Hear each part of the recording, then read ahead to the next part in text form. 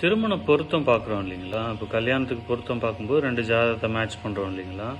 So இதில் வந்து எப்படின்னா, இப்போ நிறைய சாஃப்ட்வேரில் ஆன்லைனில் போட்டாலே உங்களுக்கு இது பொருத்தம்லாம் வந்துடுது இல்லைங்களா? 10 பொருத்தன்றதெல்லாம் வந்துடும். ஸோ அதை தாண்டி ராசி பொருத்தன்றோம், லக்ன பொருத்தன்றோம், இதெல்லாம் தாண்டி மெயினாக என்ன பார்க்கணும் அப்படின்னா, அவங்களுக்கு அடுத்தடுத்து வர தசா புத்தி இருக்குது பார்த்தீங்களா? 2 தசை மெயினாக பார்க்கணும்.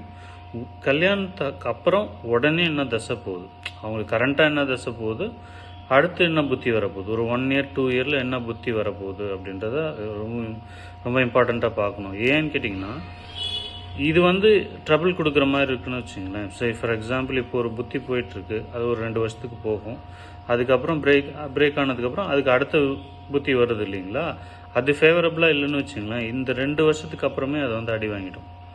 அதே மாதிரி கரண்ட்டில் வந்தது 7.5 சனி, மொதல் சுத்தாக இருக்கக்கூடாது மெயினாக. அப்புறம் வந்து அஷ்டம சனி, இந்த மாதிரி விஷயங்கள்லாம் இருந்ததுன்னா கூட இந்த மாதிரி ஒரு காம்பினேஷன் கூட சேரும்போது அது பிரச்சனைகளை கொடுத்துரும்.